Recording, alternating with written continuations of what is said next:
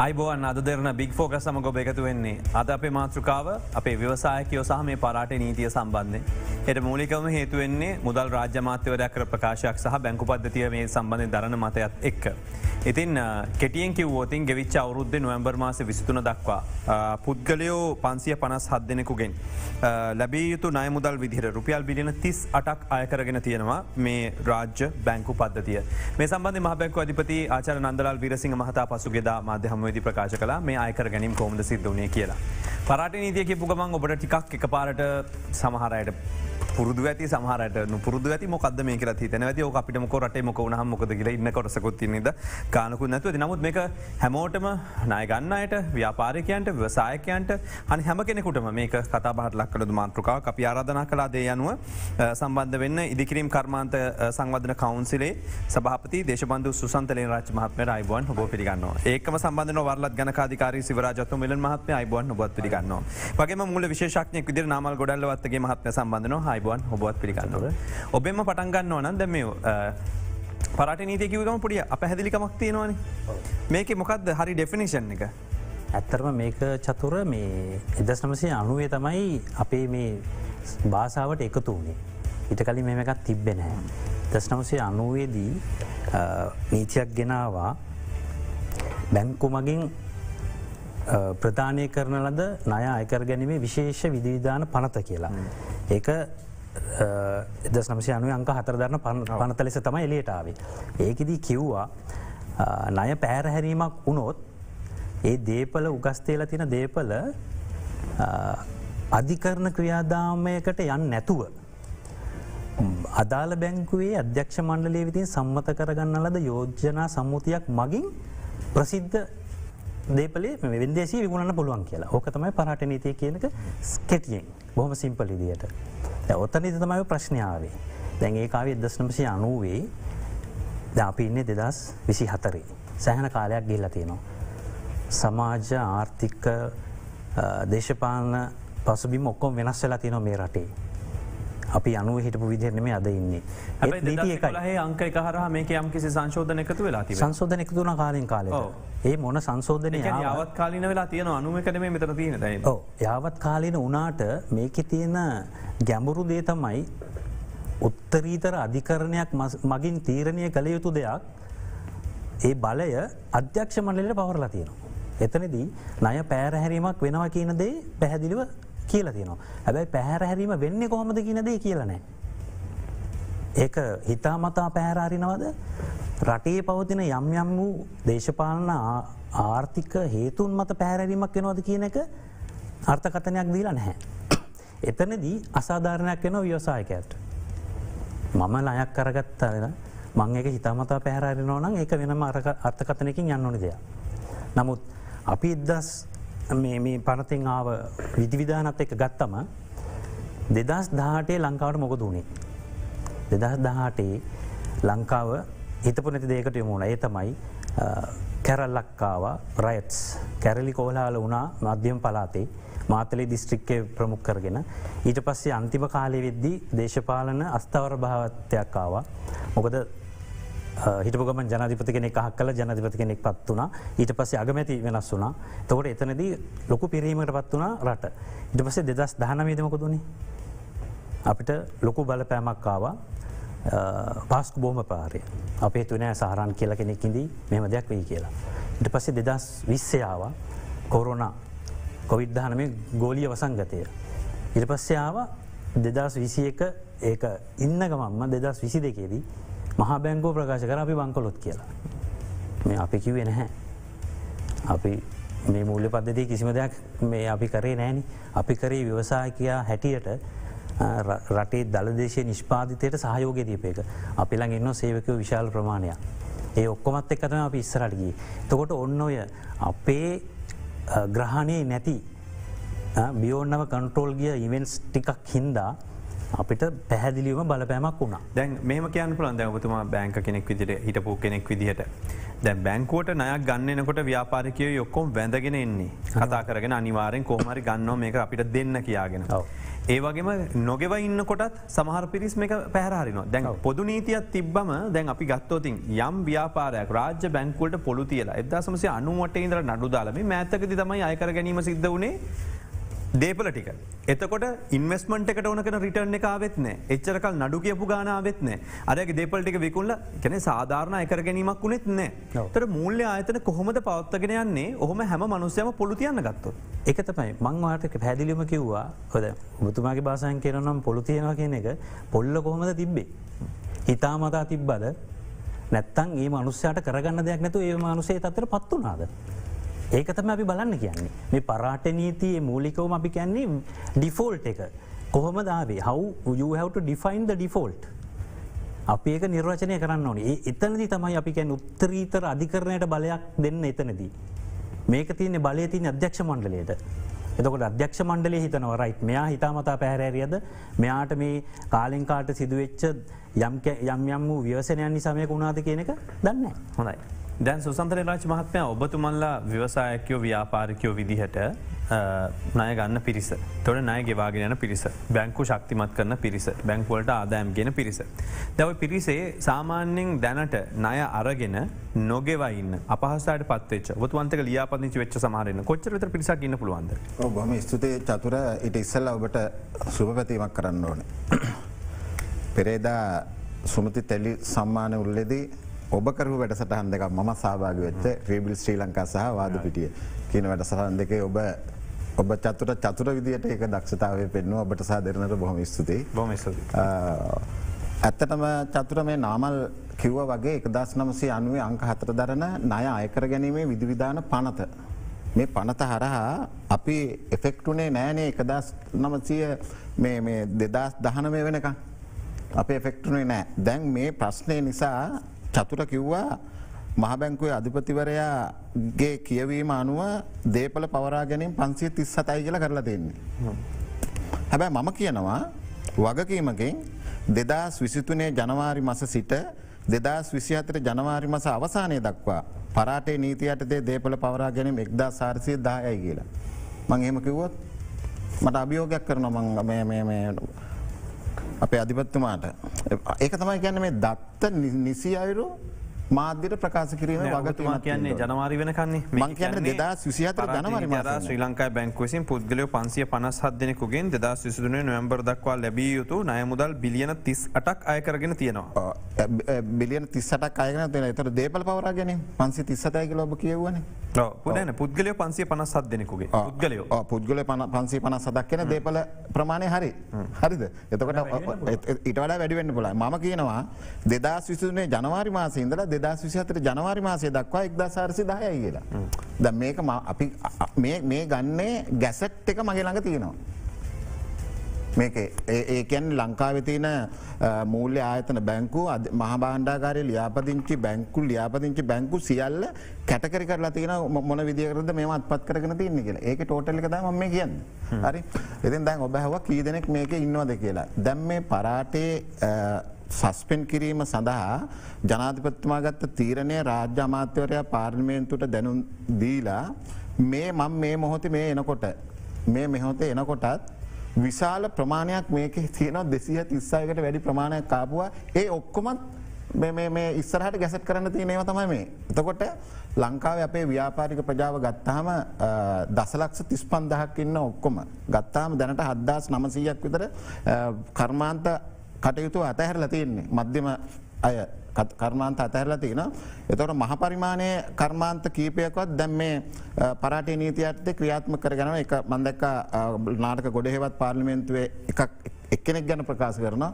ඒ වගේම අධිකරණ ඇමති පහුගිය සඳුදා මම දැක්ක නාලිකාවක පුද්ගලෙක් ගැන ප්‍රකාශ කරනවා. ඒවයි ගත්තාම අපේ සුළු හා මධ්‍යම පරිමාණ ව්‍යාපාරිකයෝ තමයි වගකීමෙන් කියනවා 2019 ඉඳලා මේකට මේ ආර්ථික අරුබුදයෙන් බැටකාපු මිනිස්සුගේ දේපල තමයි මේ අත්පත් කරගන්නේ චතුර. ඒ නිසා තමයි මම මේක හඬ නැගුවේ. මට ඉන්න බැරි නිසා තමයි මම 2023 8යි 8 මහ බැංකුවට ගියේ. මේ ගැන කතා කරන්න. අත්තරංගොඩ අරන් හිරේ දාලා දැන් ශ්‍රේෂ්ඨාධිකරණයේ නඩුවක් යනවා මට. හරිද? ඉතින් අපි මේ ව්‍යාපාර ගෙනල්ලා අපේ දේපල මේ කුණු කොල්ලෙට ගන්න මේගොල්ලෝ. මේ පරාටේ නීතිය නාමල් කිව්ව වගේ මේක බැංකුවක අධ්‍යක්ෂක මණ්ඩලයට දීලා තියෙනවා මේ පරාටේ නීතිය අනුව මේ දේපල අත්පත් කරගන්න. මේක අධිකරණයට එහා ගිය බලයක්. හරිද? දැන් ඔබට කියන්නම් අපි මේ කට නාමල්ගගේ පාස්කු ප්‍රහාරයාව මේ රට බංකොලොත් කියලා 2022 අප්‍රේල් මාසේ 7 වෙනිදා තමයි ඔය මහින්ද සිරිවර්ධන ලේකම්තුමත් අධිපතිතුමත් පත් කරේ පත්වීම් දුන්නේ. ඒගොල්ලෝ නියෝජ්‍ය අධිපතිවරු හැටියට මේ දේශීය මූල්‍ය කළමනාකරණය පිළිබඳව විදේශීය සංචිත කළමනාකරණය වල හොඳ පළපුරුද්දක් තියෙන දෙන්නේ. මේ දෙන්න 7 වෙනිදා පත් කරා මේ තනතුරු දෙකට 12 වෙනිදා දින 5ක් ඇතුළත කොහොමද කියන්නේ ආර්ථිකය කඩාගෙන වැටුණා කියලා. ඒ ආර්ථිකය කඩා වැටුණා කියන ප්‍රකාශය රට බංකොලොත් කියලා බංකොලොත් කියලා ඒගොල්ලෝ කිව්වේ නැහැ කියලා දැන් කියනවා. හරි අපි ඒගොල්ලෝ කියන විදිහට කියනවා නැහැ කියලා. දැන් මම බංකු අධිපතිතුමා කියනෝනේ එහෙම කිව්වේ නැහැ කියලා. මාධ්‍යම මන්ත්‍රීලා කොහෙම කිව්වේ නැහැ කියලා. එහෙම කිව්වේ නැහැ. ඒකට දැන් මේක ප්‍රශ්නයක් කවුද කළේ කියන එක. හරි කවුද කිව්වේ කියන එක. මම ඒකටත් උත්තරයක් දෙන්නම්. මහ බැංකුව අධිපතිතුමා එහෙම කිව්වට පාර්ලිමේන්තුවේ හැන්සාඩ් අරන් බලන්න. කවුද කිව්වේ කියලා. ඒක තියෙනවා. ඒ නිසානේ අර නිවැරදි කර ගැනීම සඳහා මහින්ද සිරිවර්ධන පාර්ලිමේන්තුවට ගිහිල්ලා කියන්නේ එහෙම කිව්වේ නැහැ කියලා. හරි ආර්ථිකය කඩාගෙන වැටලා කියලා කිව්වයි කියමුකෝ. ඒතකොට ආර්ථිකය කඩාගෙන වැටුණා කියන්නෙම දැන් බලන්න මේ වෙනකන් අපේ විදේශීය ණය ප්‍රතිවගත කිරීමේ කරගැනීමේ දුර්වලතාවයක් තියෙනවා මහ බැංකුව අධිපතිතුමාට. එතකොට දීපාර්ශ්වික ණය ගැනීමපුවා ගෙවා ගන්න බැරි කමක් තියෙනවා. දේශීය ණය වශයෙන් ගනිපුවා ගෙවා ගන්න බැරි කමක් තියෙනවා.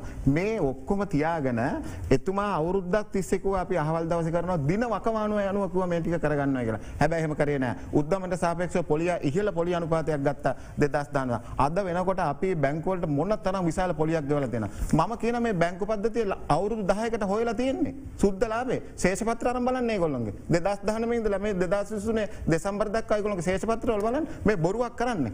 අනිත් එක අපි මේක කිව්වා කඩාගෙන වැටෙනවා කියලා. අපි දිගින් දිගටම කරන අපනයන ආර්ථිකය ශක්තිමත් කිරීම සඳහා සංකල්පයක් ජනාධිපතිතුමා තියෙනවා නම් ඒකට සැලසුමක් හදන්න කියලා. ජනාධිපති වෙච්ච දවස් ඉඳලම කිව්වනේ මේක. එහෙම එකක් නැහැ. මම ඊට පස්සේ කිව්වා තංගල්ලට වෙනකන් යන්න කියලා පාරේ යන්න කියලා. මම දැක්ක ඔබ මාධ්‍යෙන් ගහලා තියෙනවා සුසන්තගේ නියෝගය මත ජනාධිපති තංගල්ලට කියලා. හරිද? මම කිව්වා මේ කර්මාන්ත කඩාගෙන වැටීම පිළිබඳව පොඩ්ඩක් හොයලා බලන්න කියලා.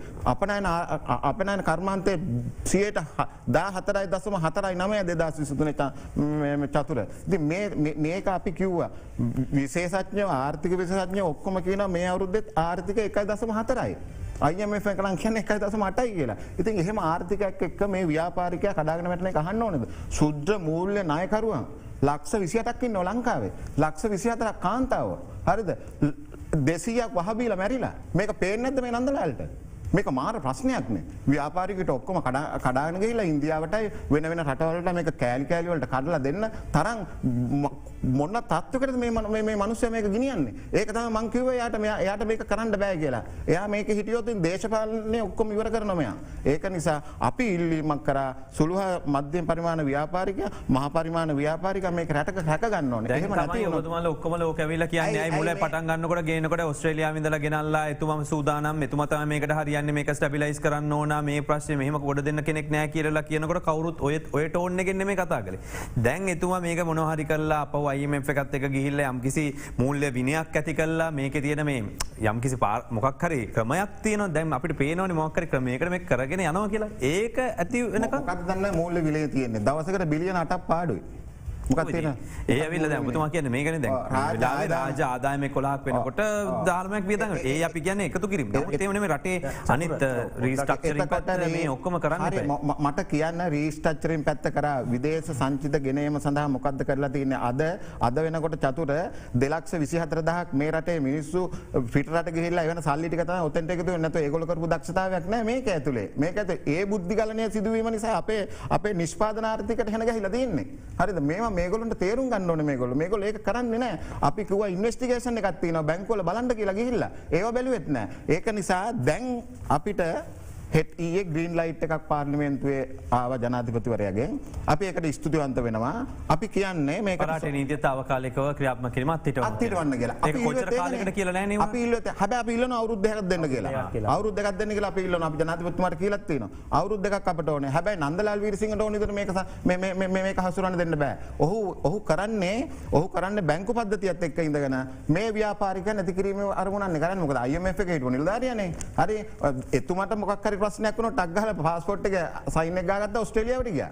හරිද අපි මෙහ ඉන්න ඕනේ. ඒක නිසා හැබැයි චතුර අපි මුලින් ඉඳලම කිව්වා මේ දිත්තපුරයසු මේකට දාන්න එපා කියලා. මම කිව්වා ඔබ මේ සාකච්ඡාව මේ පුටු ඉඳන්ම මම ඒක කිව්වා.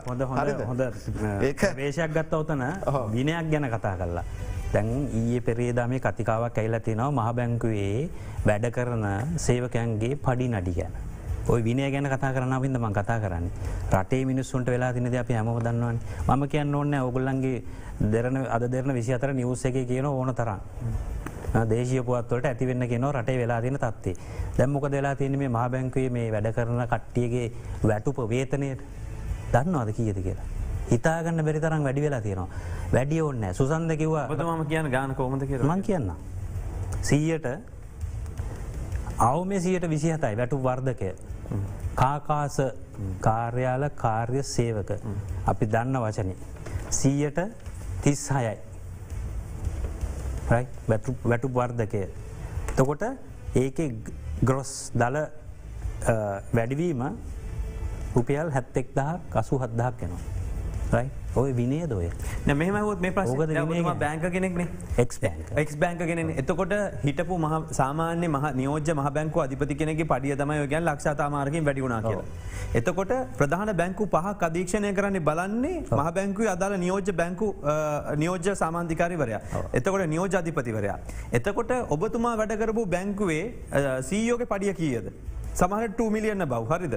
ඒ කාලේ නම් එච්චර තිබ්බේ නැහැ. මේක ප්‍රශ්න තිබ්බේ නැහැ. මම කියන්නේ මෙහෙමයි. එතකොට බැංකු 5ක් බලන මිනිස්සෙකුට ක්වොලිෆිකේෂන් එකක් තියෙන කෙනෙකුට සාමාන්‍යයෙන් ඔබතුමාලගේ බැංකර්ස්ලගේ තියෙන සුදුසුකම් එක බලනකොට CFO කෙනෙක් කියයි. එහෙම නැත්නම් වරලත් ගණකාධිකාරීවරයෙක් කියයි. මේ එතකොට හරි. එතකොට මේ ඒ ක්වොලිෆිකේෂන් එකට ගෙවන්න ඕන ගාණක් තියෙනවනේ. ඒක ගෙවන්න ඕනේ නැද්ද? ගාණක් ගෙවන්න ඕනි. අවුට්කම් එක මොකද අවුට්පුට් එක? ද ෆිනන්ස් එකට මොකද උනේ? නෑ නාමල්. සුසන්ත පොඩ්ඩක් ඉන්න මම ඉවර කරනවා. ද ෆිනන්ස් කියන්නේ ලංකාවේ පළවෙනි මූල්‍ය සමාගම. මොකද කරේ? ආර්ථික අවපාතයත් එක්ක පල්ලෙහාට යනම ශ්‍රී ලංකා මහා බැංකුවේ අධීක්ෂණයට යටත් කරා. ඔබ ඔය කියන ක්වොලිෆිකේෂන් තියෙන මිනිස්සු තමයි ගත්තේ. මොකද උනේ? ඔබතුමාම කියන්නකෝ. මං කියන්න ඕනේ නැහැ. මහ ජනතාව දන්නවා මොකද උනේ කියලා. සේවකයන්ගේ අර්ථ සාධකෙත් නැහැ. ඔබතුමා කියන ඔය ක්වොලිෆයිඩ් වෙච්ච මිනිස්සු මොකද කරේ? හෙයා කට් පොලිසි එකක් ගෙනාවනේ. මොකද උනේ? ඔයාගේ මගේ EPF එකටනේ තට්ටු උනේ. ඔය ක්වොලිෆිකේෂන් ඕනේ දෝක් කරන්න. ඔච්චර පඩියන්න ඕනේ. කොම්පියුටර් එකක් තුනා දැන් මෙහෙම බුද්ධිය තිබ්බ නැතා. නෑ මේ බරට ගෙවනවනේ. ක්වොලිෆිකේෂන් එකට ගෙවීමක් ඒක තමයි මාකට් එකේ තියෙනවනේ. අන්න ඒක කියන්නේ ගෙවීමට. අපි පොඩක් ඔබතුමාලා දෙන කතා කරමුද? දැන් අපි තුමිලන් මහත්මයා ඔබතුමා කනකාධිකාරීවරයෙක් විදියට නියමිත වැටුපක් තියෙනවනේ මාකට් එකේ. ඒක ලැබිය යුතුයිනේ. ඇත්තට චතුර මේගොල්ලන් කියන එක ඇත්ත. මාකට් එක නම් ඔච්චර පඩි ගෙවන්න නැහැ. ප්‍රයිවට් සෙක්ටර් එක මේ වගේ කට්ටිය ගන්නත් නැහැ. එතකොට ඕක මේගොල්ලන් එන්ජොයි කරන්නේ ෆික්ස් ඩිපොසිට් කට්ටියගේ ඩිපොසිටර්ස්ලාගේ සල්ලි වලින් ඕන තරම් පඩි දාලා බැංක් වලින් ගිහලා බලන්න ලංකාව බැංක් වලින් එක ෆ්ලෝර් එක අර පැත්තේ චෑමන් මේ පැත්තේ CEO. ඒ කියන්නේ එච්චර ලොකු ස්ක්වයර් ෆීට් එක අරන් ඒ ස්කාෆීඩ් රේට් එක බලන්නකෝ. එතකොට අර CEOට තියෙන රෙන්ට් එකයි චෑමන්ට තියෙන රෙන්ට් එකට ඔෆිස් කට්ටිය 50ක් දාන්න පුළුවන්. දැන් චයිනා ගිහලා බලන්න ඕවාගේ ඔෆිස් නැහැ. ඇයි ඒම කරන්නේ? දැන් බලන්න හැම බැංක් එකම ඒම තමයි කරන්නේ. එතකොට අපි හැමදාම හොයන්නේ නැහනේ අර ඔපරේටිං කොස්ට් එක ඇතුලින් මොකද තියෙන්නේ? බ්‍රේක් අප් නැහැ. ඇනුවල් රිපෝට් වලින්. ස්ටාෆ් කොස්ට් එක බ්‍රේක් අප් නැහැ. උපතුමා කිව්වාගේ. ඒ බ්‍රේක් අප් එක ඒ කාලේ තිබ්බා. ඩිරෙක්ටර්ස් රෙමියුනරේෂන් ඩිස්ක්ලෝස් කරන්න ඕනේ. එතකොට ලෝයර්ස්ලාට ගෙවන්නේ එක ලීගල් ෆී එක ගෙවන්න ඕනේ. ඒ වගේ මොනවාරි ඩිස්ක්ලෝසර්ස් එක ගේනවා නම් ඕක අල්ලන්න පුළුවන්. නැත්තම් ඔක්කොම ඩම් කරන්නේ අද ඔපරේටින් කොස්ට් එක හරි නැත්තම් ස්ටාෆ් කොස්ට් එක හරි දැම්මම වැඩි වෙනවා. දැන් මේ කට්ටිය අයින් වුණාට පස්සේ හරිද සෙන්ට්‍රල් බැංක් ඩිපුටි ගවර්නර්ස්ලා ඉන්නවා ගවර්නර්ස්ලා ඉන්නවා අයින් වුණාට පස්සේ මාකට් එකේ ගිහලා මිලියන් 2ක් පඩි ගන්න පුළුවන්ද? එහෙම නම් ගන්න පුළුවන් නේ රිටයර්මන්ට් පස්සේ. බෑ ඒකයි මේගොල්ලන්ගේ මෙහෙ ඉන්නේ. අනිත් එක අර මිනිස්ටර් කිව්වාගේ ඊයේ පෙරේදා මිනිස්ටර් කිරියල්ල කිව්වාගේ ලක්ෂ්මන් කිරියල් හොඳ කතා. මේගොල්ලන් තමයි එඩියුකේටඩ් කියලා වැඩක් නැහැ මිනිස්ටර් චතුර.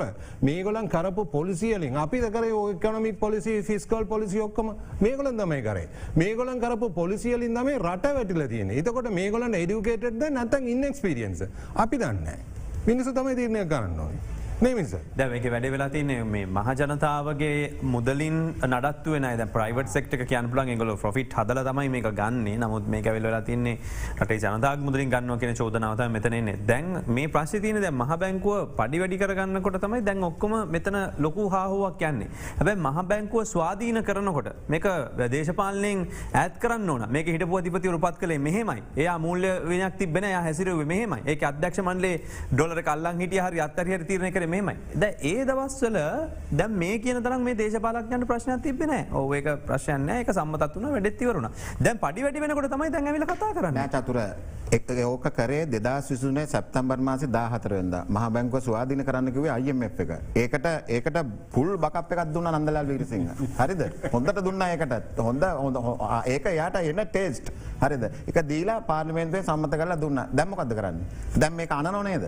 අස්වැසුම ලක්ෂ 24කට දෙන්න කියලා මුදල් ඉල්ලුවාම ඔන්න බරබරේ දැම්මා. එතන දැන් ගැට්ස්නයක් ඇති වුණා ආණ්ඩුවත් එක්ක. ඊට පස්සේ අපි මෙහෙන් පරාටේ සස්පෙක්ෂන් එකට පැනල් එකක් තිබ්බ 17 වෙනිදා.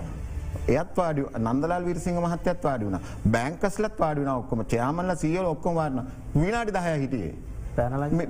මේ පැනලා යාම තුළ අපිට පේනවා ඔහු මේ රටේ ආර්ථිකය ශූන්‍ය කරලා පයින්න හදන්නේ කියලා. හරිද? අපි ව්‍යාපාරයට අපිට දැනෙනවා. අපි මොන හරි ව්‍යාපෘතියක් පටන් ගත්තාම අපිට ඒක ඇදගෙන යනකොට අපිට පේනවා මේක ලොස්ද ප්‍රොෆිට්ද කියලා. නේද? අපි ඒ අනුව ඒ පාර හැඩ ගහනවා අනිත් පැත්තට සර්කල් එක වෙනස් කරනවා. ඉතින් මේ ආර්ථික දැනුම නැත්තේ නැහැ කියලා කියන්න බෑනේ. මහ බැංකුවේ වැඩ කරපු කෙනෙක් නේ. ඉතින් ඒ නිසා මට දැන් මතක් වෙනවා අර හිටපු ජනාධිපති ගෝඨාභය රාජපක්ෂ කියපු කතාව මේගොල්ලෝ ගෙන්නලා. මොකද්ද කිව්වේ? රට 2000 මේ කොවිඩ් එකක් ආවා.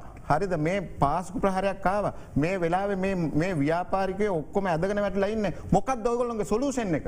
ඔයගොල්ලෝ කොච්චර පඩියක් ගන්නවද? කොච්චර ප්‍රෙෂර් කරලා ඇහුවද? නන්දලාල් වීරසිංහ හිටියා, බලාගෙන හිටියා, ලක්ෂ්මන් හිටියා, ඔක්කොම හිටියා.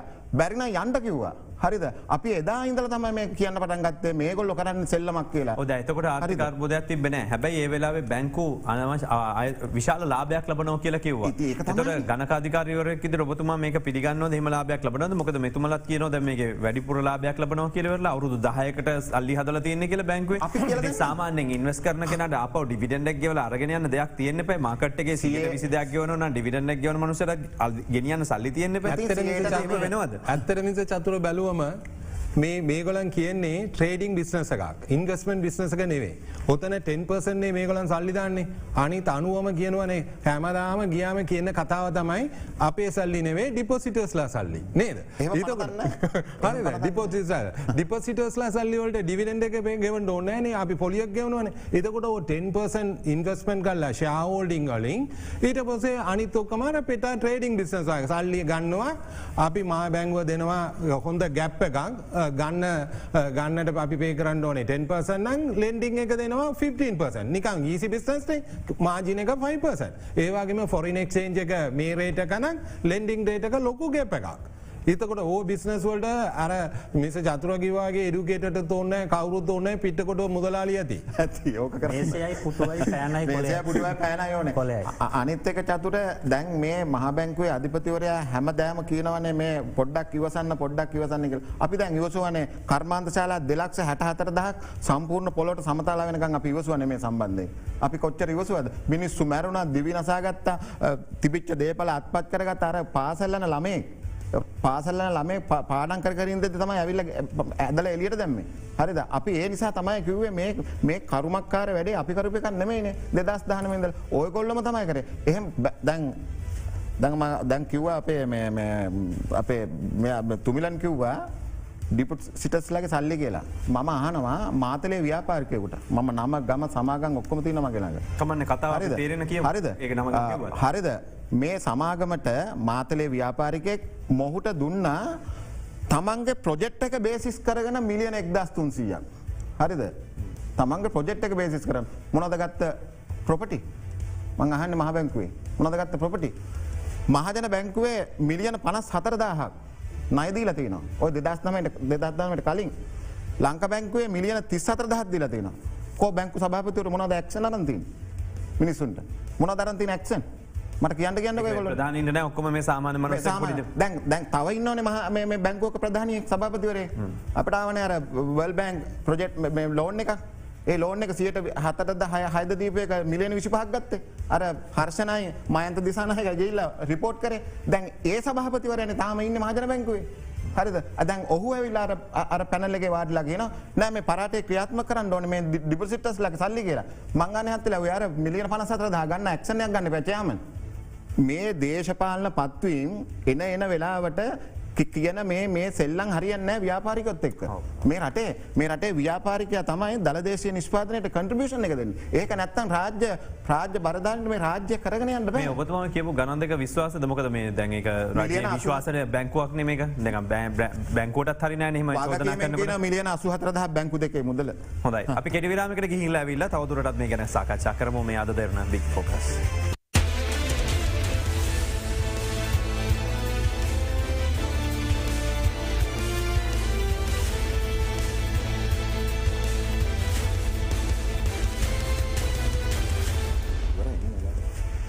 ඔයාලිත් හදන බික් ෆෝකස් සමඟ ඉතින් මේ පරාටේ නීතිය සම්බන්ධයෙන් විවිධ අදහස් පල කිරීම වෙනවා. ඉතින් මහ බැංකු අධිපතිතුමා ගෙවිච්ච දෙසැම්බර් මාසයේ 30 වෙනිදා කියපු දෙයක් තමයි පරාටේ නීතිය අහෝසි කරන ලෙස ඉල්ලීම් කරන්නේ බැංකු වලින් ණය ලබාගෙන පැහැර හැර සිටින සංවිධානාත්මක සුළු පිරිසක් කියලා. ඒ පිරිස නියෝජනය කරන කණ්ඩායමද කියන්න දන්නේ නැහැ. කෙසේ වෙතත් අපි මේ ව්‍යාපාරිකයෝ වෙනුවෙන් කතා කළා අද දවසේ සම්බන්ධ ඉදිකිරීම් කර්මාන්ත කවුන්සිලේ සභාපති දේශබන්දු සුසන්ත රේණරාජ මහත්මයාට, ඒ වගේම වරලත් ගණක අධිකාරී සිවරාජා තුමිලන් මහත්මයාට, ඒ වගේම නාමල් ගොඩල්ලවත්තගේ මහත්මයාට මූල්‍ය විශේෂඥයෙක් විදිහට දැන් මේක ඊළඟ කොටසට ආවොත් ගොඩල්ලවත් මහත්මයා අපි දකිනවා ඕන කමින් මේක ගෙවන්න නැති කොටසක් ඉන්නවා.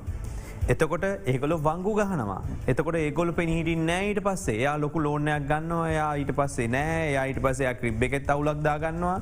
එයා නැහැ. ඊට පස්සේ එයාගේම කවුරු හරි පාර්ශ්වයක් වයිෆ් හරි වෙන කවුරු හරි ගිහලා ආයි බිස්නස් එකක් පටන් ගන්න එයා ආපහු බිස්නස් එක කරනවා. ඉතින් මේ ණය ගන්නව ණය නොගෙව ඉන්නවා. ඉතින් මේ නීති අහෝසි කරත් එක්ක తాවකාලිකව අහෝසි කරත් මේකෙන් ඒ කියන්නේ පයින් කොටසක් ඉඳී. ඇත්තටම දැන් මේකෙන් ගොඩ යන කොටසක් ඉඳී. ඒතකොට ඒ අයට මොකද කරන්නේ? අපි නියෝජනය කරන්නේ චතුරයි පයින කොටස නෙමෙයි. අපි ඇප්ප සුරකුම්පත් බැංකුවට දීලා ණය අරන් තින්නේ පැනලා යන්න නෙමෙයි. අපි මෝගේජස් දීලා ලෝන් අරගෙන තියෙන. අපේ බරෝයින්ස් තින්නේ එහෙම. ඒකට අපි පනින්න ඕන නම් අර සුසන්ත කියපු අර ගණන් දෙකක් කිව්වනේ. ඒ ගණන් දෙකට තමයි අපි වැටෙන්නේ. අපි ඒ ගණන් දෙකේ නැහැ. අපි ඇවිල්ලා ජෙනුවින්ලි අපි ජෙනුවින්ලි අපේ තියෙන මේ ශුවරකටම නැද්ද ඒ නාමලේඛනය ඇතුලේ? මගේ නම නෑ. නම නෙමෙයි වගේ සමාගම නැද්ද? කිසිම සමාගමක් නෑ. මම බලන්න. එතකොට අපි ඒ කොට්ටාසේ නියෝජනය කරන්නේ නැහැ. අපි මේ හඬක් නගන්නේ සුළු හා මධ්‍ය පරිමාණ ව්‍යවසායිකයන් සහ මයික්‍රෝ රයිට් ශුද්‍ර. එතකොට අපි යටම තැන ගත්තොත් හදිසියකට ගෙදර මොනවා හරි නැති වෙච්ච ගමන් අතේ තියෙන කනකර ටික ගිහින් බැංකුවට තියනවා. ඒක තියන්නේ ඒක බේර ගන්නද නැද්ද? අනිවාර්යෙන් බේර ගන්න. ආන්න උතන තමයි අපි ඉන්නේ. පොඩි සෙන්ටිමෙන්ටල් වැලියුස් තියෙනවනේ මේ වගේ නේ. සෙන්ටිමෙන්ටල් පැත්තකට දාන්නකො අම්මගෙන් හම්බුණා මාලේ ඒව මේ ඔක්කොම දෙමු. අපි තියමු මොකක් හරි හදිසියක් වුණා. බිස්නස් එකක් කරන් යනවා. මදිපාඩුවක් තියෙනවා. චෙක් එකක් එනවා හෙට හිතපු නැති කෑෂ් ටික හිතපු කෑෂ් ටික ආවේ නැහැ. පොඩි අඩුපාඩුවක් තියෙනවා. අද ගිහිල්ලා බැංකුවට තිබ්බ ඒ සල්ලි ටික ගත්තා. චෙක් එක පාස් කරා. එතකොට අපේ ඉන්ටෙන්ෂන් එක අර තිබ්බටික ගෙවනවද නැද්ද කියන එකනේ ප්‍රශ්නේ දැන් තියෙන්නේ. ඔය සරලව මම කතා කරන්නේ. ඔබතුම ආව ප්‍රශ්නේක. එතකොට අපි උත්සාහ කරන්නේ ඒක ගෙවන්න. එතනින් තමයි අපි ව්‍යවසායකත්වයේ හැදෙන්නේ. රයිට්? එතකොට ව්‍යවසායකත්වයේ කියන දේ දැන් ඔබතුමා නියෝජනය කරන ආයතනයත් ව්‍යවසායකත්වනේ. ඔබතුමා උතන කතා කරන්නේ ව්‍යවසායකත්වයේ හොඳ නිසා. ඒ වගේ තමයි අපිත්. අපිටත් ඕන ඉස්සරහට යන්න. එතකොට අපේ වැඩ කරන සේවකයෝ ඔබ වගේ ඉන්න විශාල ප්‍රමාණයක්. ඒ ඔක්කොම රැකිලා තියෙන්නේ මේ බිස්නස් එක මේ ව්‍යාපාරේ හරියට ගියොත්. ඉතින් අපි ගන්න ණය හැමතිස්සෙම අපි දන්න එක ගෙවන්න ඕනේ. ඒක කිසිම තර්කයක් නැහැ. මේ පරාටේ එපා කියන්නේ මේ ණය ගෙවන්න නැහැ කියන එක නෙමෙයි. ඔන්න ඕක තමයි අනිත් ප්‍රශ්නේ. අපි කියන්නේ රයිට් ඔෆ්. අපි කියන්නේ ප්‍රාග්ධනය කපා හරින කියලා නෙමෙයි. අපි කියන්නේ අපි ගත්ත ණය යම් සීමාවන්ට යටත්ව ප්‍රතිව්‍යුහගතකරණය කරන්න. රීස්ට්‍රක්චර් කරලා දෙන්න අපිට. එතකොට එතනදී අපි ඉහළ පොලි අනුපාත අය කරන්න එපා. අපි වැටිච්ච මිනිස්සු අපිට නැගිටින්න උදව් කරන්න ඕනේ. රයිට්? ඔයාට ප්‍රොපෝසල් එකක් දුන්නම ඔයා කියනවා බෑ කරන්න බෑ. ඔයාගේ කෑෂ් ෆ්ලෝ එක නැහැ. ක්‍රිබ් රිපෝට් එක අරන් කියනවා ඔය ක්‍රිබ් රිපෝට් එකේ ඔක්කොම දවස් 90 පැනලා තියෙනවා. ඕකට දැන් භාෂාවෙන් කියනවා ක්‍රිබ් ක්වොලිෆයිඩ් කියලා අපි දැන්. ඒ කියන්නේ අපි ක්‍රිබ් එකට ගිහලා ක්වොලිෆයි වෙලා. ඇයි 2018 කලින් හැම මාසෙකම අපි වාරිකය හරියට ගෙවන් ආවා. හැම ණය මුදලක්ම නියමිත දිනට අපි ගෙව්වා. එහෙම ගෙවන් ඇවිල්ලා 2018න් පස්සේ ආපු ප්‍රශ්නත් එක්ක අපි හිර වුණා. අපි අදටත් ඒ ප්‍රශ්න ඉන්නවා. හැබැයි 2018න් පස්සේ අපි නොගෙව හිටියෙත් නෑ. ඒ ගත්ත ණය ඒ ණය අයිරා බැංක් ඕවර්ඩ්‍රාෆ්ට් අදටත් සර්විස් වෙනවා. ගත්ත ලෝන් අදටත් සර්විස් කරනවා. නොගෙව ඉන්න. ඔතන තමයි ප්‍රශ්නේ ඔය ඔබතුමා අහපු ප්‍රශ්නෙට තියෙන උත්තරේ. එතකොට තමයි හරි විදිහට ඒක අර්ථකථනය කරන්න ඕනේ. අපි ඔබතුමාගේ අතු මිලන් මහත්මයා විශේෂයෙන්ම 2018 වසරේ ඉඳලා මේ ඇතිවෙච්ච තත්ත්වයන් එක්ක ජනලේඛන හා සංඛ්‍යා ලේඛන දෙපාර්තමේන්තුව කියන කුඩා ශුද්‍ර පරිමාණ ව්‍යාපාර 2,63,000ක් වැහි ගිහිල්ලා කියලා. එතකොට මේ ආයතන කුඩා ව්‍යාපාර මේ ශේෂ්ත්‍රයේ වැසී යාම කොහොමද බලපාන්නේ රටේ ආර්ථිකයට? චතුර ඇත්තට අපේ රට බෑංගිං සිස්ටම එක ලොකු චේන්ජ් එකක් කරන්න ඕනේ. ඒ කියන්නේ දැන් බෑංගිං ස්ටාෆ් ඉන්නවනේ. ඒගොල්ලන්ට තියෙන්නේ කෝපරේට් බෑංකින්, රිකවරි බෑංකින්. එච්චරයි තියෙන්නේ. බට් චයිනා වලින් බැලුවොත් ඒගොල්ලන්ට තියෙනවා construction banking, China construction bank, China agriculture bank. එතකොට බලන්න බිස්නස් මොඩල් එකයි ඩිෆරන්ට්. එතකොට අපි කරන්න ඕනේ මොකද්ද? බෑන්ක් වලින් එස්ටැබ්ලිෂ් කරන්න ඕනේ මේක construction division. corporate banking or whatever, but construction banking different. ඊට පස්සේ තව එකක් තියෙන්න ඕනේ hotel or tourism division. අනිත් එක තියෙන්න ඕනේ agriculture different. ඒ කියන්නේ මේක development bank එකක් වෙන්නම ඕනේ නැහැ වෙනම. වෙනම bank එක ඇතුලේ divisions. ඇතුලින් division ඉන්න ඕනේ. හැබැයි division එකේ ඉන්න මිනිහාට මුලේ තියෙන්න ඕනේ. මොකද experience එකක්. එයාට experience නැතුව නිකන් campus එක degree කරා කියලා එයාට business model එක understanding වලට capacity තියෙනවා දන්නේ නැහැ. මොකද අපේ කෑෂ් ෆ්ලෝ එක අඩු වෙන්න පුළුවන්. Example garment factory. අපි ගමුකෝ ගාර්මන්ට් ෆැක්ටරි එක ගත්තම දැන් එක්ස්පෝර්ට් ඕඩර්ස් එක UK ක්‍රයිසිස් රෙසිෂන් යනවා කියලා හැම තැනම අඩු වෙලා තියෙනවනේ. එතකොට අපි 10 මිලියන් කරපු කට්ටි ඒ කාලේ පොරොන්දුනා 3 මිලියන් ඉන්ස්ටෝල්මන්ට් ගෙවන්න. පුළුවන් ඒ 10 මිලියන් ටර්නෝවර් තියෙනකොට 3 මිලියන් පොරොන්දුනා. හැබැයි දැන් ග්ලෝබල් එකම වැඩලා තියෙන්නේ 5 මිලියන් ටර්නෝවර් තියෙනකොට 3 මිලියන් ගෙවන්න බෑනේ. අනිවාර්යයෙන්ම බැංක් වලින් රීෂෙඩියුල් කරන්න ඕනද නැද්ද? අනිවාර්යයෙන්ම කරන්න. හැබැයි කරන්නේ නැහැ. කතා කරන්න ගේම නෑ. කතා කරලා වැඩක් නෑ. අපි පරාට ගන්නවා. මේකනේ අර නාමල් කිව්වා වගේ සුසන්ද කිව්වා වගේ මේක ඇවිල්ලා මාර පවර්ෆුල් ටූල් එකක්. මේක ෆස්ට් ටූල් තමයි පාවිච්චි කරන්නේ. ලාස්ට් ටූල් වලට පත්‍ර වලින් ලියනවා. හැබැයි පාවිච්චි කරන්නේ ඇස් ෆස්ට් ටූල්. කිසිම කතා කරන්න උවමනාවක් නැහැ. කතා කරන්න කැමතිත් නැහැ. එකපාරම කරන්නේ පරාට ඇක්ෂන්. කෙනෙක්ගේ පවර ගත්තා තියෙන පවර ගෙන එනවා. ඔව් බැංක් වලින් ගිහලා බලන්න කොච්චර මිනිස්සු කොච්චර ලියුමක් දාලා තියෙන්නේ ප්‍රොපෝසල් කියලා. එක ප්‍රොපෝසල් වලට ලියුමක් දානවද? බැංක් වලින් දාන්නේ නැහැ. මම දාන්න ඕනේ නැහැ. මොකද අපි ඇග්‍රි නැහැ. ඒනොට දාන්න ඕනේ නැහැ. එහෙම කියන්න පුළුවන්ද? මේ ඔක්කොම තියෙන්නේ රිකවරි එකට තියෙන බලය ඒගොල්ලෝ කොහොම හරි මේක ගන්න විතරයි තියෙන්නේ බලයක like ආමි ෆෝසස් වගේ. කතා කරන්නත් කැමති නැහැ. එක්ක වෝර් එකයි නැත්නම් ගෙදර යන්න. එච්චරයි. ඒක තමයි අපි කියන්නේ මේක some intermediary mediation system has to become. Central bank එක අර ගමන කිව්වනේ report කවුරුත් report කරාද කියලා ඇහුවා. අරයා කිව්වා නෑ නෑ කියලා. computer system එක ගිහලා බලන්නකෝ supervisory division එක කොච්චර print out automatic message ගිහලා ඇති කියලා. ඒක තමයි මෙතන තියෙන්නේ. දැන් question එක අපි ආවොත්. හරිද? මේ කියන්නේ එක ආවිල්ලා banking ඉන කට්ටියට business model එකයි cash flow එකයි understand කරන්න තැනක් experience ඕනේ. maybe qualification ඕනේ ඕන්නම්. හරිද? experience තිබ්බොත් qualification සමහර වෙලාවට ඕනේ නැහැ. හරිද? එහෙම නැත්නම් අරක අඩු ගන්නට ඒක ඕනේ. ඒක work out කරලා මේ මිනිහා කියන cash flow එක ඇත්තද? මේක possible ද? recover කරන්න පුළුවන්ද කියලා ඒක business එක වාලා. අවුරුදු මෙහෙම ගන්න පුළුවන්. දැනට central bank එකෙන් හරි එහෙම නිර්දේශයක් තියනවාද බැංකුව පද්ධතියට? ඒ කියන්නේ ඔයා අනිවාර්යයෙන්ම දීපල තබාගෙන මෙච්චරක් loans දෙන්න පුළුවන්.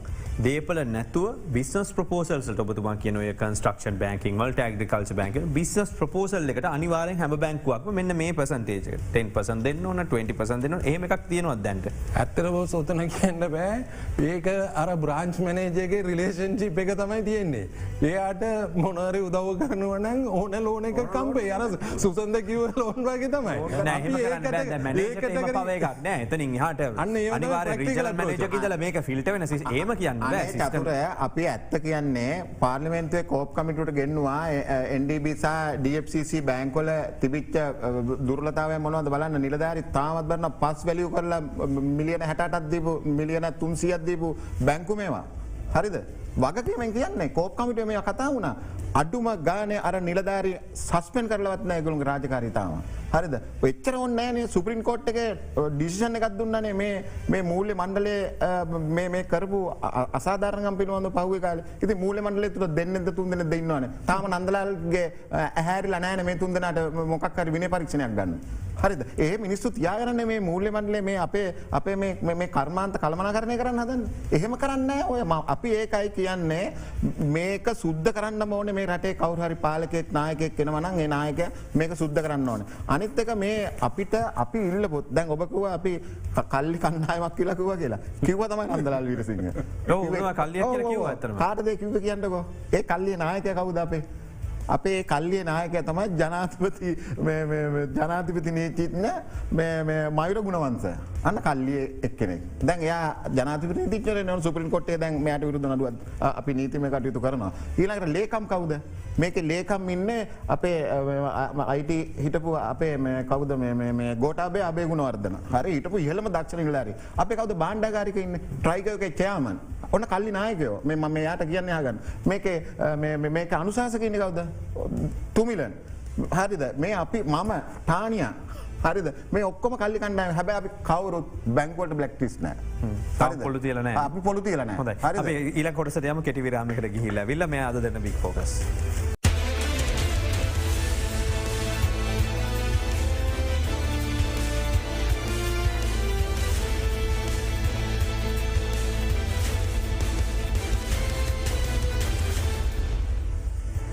වැලිත අදරන බික් ෆෝකස් සමඟ අපිට වෙලාවනෑ කතා කරන්න පරාටි නීතිය තාවකාලිකව ක්‍රියාත්ම කිරීමත් හිටවල තියෙනවා. තින් ඒකත් එක් අපි ආරධන කලා ව්‍යාපාරිකයන්ට මේ ශේෂත්‍රය නියෝජනය කරනයට කෙටියෙන් අපි ඇහොත් මේක ඔබතුමාගේ පැහදිලි කිරීම සහපතුමට කියන්න තියෙන මොකත්මට වෙලාවන තිද මංකුත් ප්‍රශ්නහන්නේ. දැන් පරාට නීතියතේ බැංකුවක් අත්පත් කරගන්නකොට ප්‍රසිද්ධ වෙන්දේසි විකුණද්දී කවරුත් ගැනුකරු ආවනැත්ත එක ගන්න රුපියල් 10කට වගේ නොමිනල් ප්‍රයිස් එකට තැන ලොකු අසාධාරණයක් එනවා. කෝටි ගානක් වටන දේපල රුපියල් 10කට අරගන්නවා. අසාධාරණය දෙපැත්තර වෙනවා. එතන වෙනවා රාජ්‍ය ආදායමට අසාධාරණයක් කරනවා. ස්ටෑම්ප් ඩියුටියක් ගෙවන්නේ නැහැ රුපියල් 10ට අරගෙන.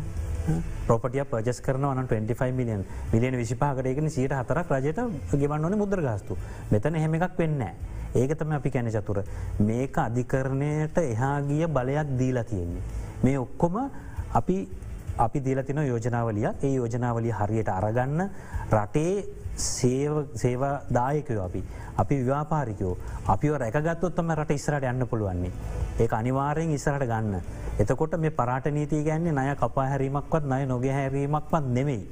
අපිට හරි විදියට ගත්ත ණය හරි විදියට විහුවගත කරලා දෙන්න අපි ගෙවනවා. ඒක උඩ තමයි අපි කියන්නේ. හැබැයි අපිට ඔලුව උස්සන්න. අපි හිටියොත් නේ ණය ගෙවන්නේ. අපි දේපල තිබ්බොත් තමයි අපේ සේවකයෝ අපි රැකිලා ණය ගෙවන තත්ත්වයට යන්නේ. ඒ ටික අපිට කරන්න. ඒක තමයි අපේ හඬ. ඒක සුළු, මධ්‍යම, කුඩා හැම දෙනාටම එකතුයි. අපි එකතු වෙලා ගන්න මේ උත්සාහයක් මේක. ඒක තමයි අපේ හඬ. ඔබතුමාගේ අවස්ථාව තුමිල මහත්මයා. මිස චතුර මේක මම තව වැඩිපුර හරිද? කතා කරන්න අපට කැමති. දැන් මෙයා කියන වගේ අර ඕක්ෂන් කරනවානේ. දැන් ඕක්ෂන් කරනකොට මේගොල්ලන් ගන්නවා වැලුවේෂන් රිපෝට්. ඒ කියන්නේ වැලුවේෂන් රිපෝට් ගන්නේ කාටද? පැනල් වැලුව කියලා ඉන්නවා. මිස් චතුර හිතනවා මේක ඉන්ඩිපෙන්ඩන්ට් වැලුව කියලා නෑ. එයා බැංකුවට වැඩ කරන වැලුව අල්ලලා තමයි අන්න 1 බිලියන් ප්‍රොපර්ටි එක වැලියු කරනවා 500 මිලියන් කියලා. ඒක කියනවා නෑ ඒක මාකට් වැලියු නෙවෙයි ෆෝසිබල් වැලුවේෂන් කියලා. අපි තව වැලියු අල්ලලා කරනකොට බලනකොට ඒක 1 බිලියන්. දැන් 50% වෙනසක් එන්න බෑනේ. එක ඉන්ස්ටිටියුට් එක ක්වොලිෆයිඩ් කරපු කට්ටිය වැලියු කරනකොට 50% 60% ඩිෆරන්ට් එන්න බෑනේ. එතකොට අපි කරන්නේ අපි අහන්නේ මේ ලෝ වලින් ඇමෙන්ඩ්මන්ට් කරන්න කියලා මේ වැලුවේෂන් කරනකොට අපිත් වැලුවේෂන් කරනවා. එතකොට ඉන්ටර්මීඩියටරි නැත්තම් කවුරුහරි මීඩියේටින් කරේ බලන්න ඕනේ මේ වැලියු එක හරිද කියලා. දැන් බැංක් වලින් පැනල් වැලුව තියෙනකොට අනිවාර්යයෙන්ම අරයට බිස්නස් එක හම්බ වෙන්නේ බැංක් වලින්. එතකොට එයා වැලියු කරන්නේ බැංකු පැත්තට විතරයි. අපේ පැත්ත විතරයි.